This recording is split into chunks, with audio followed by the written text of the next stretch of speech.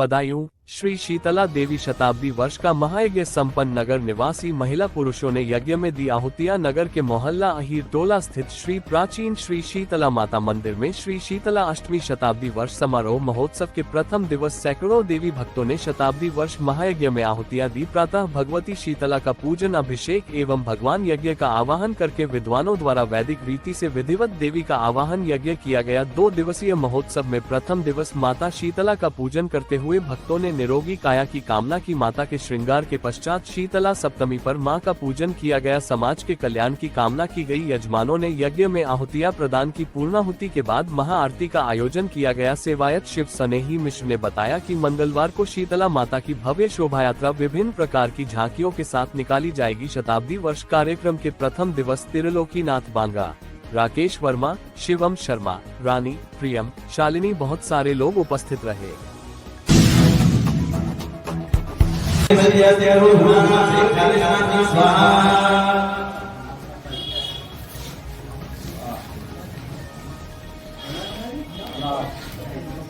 सैव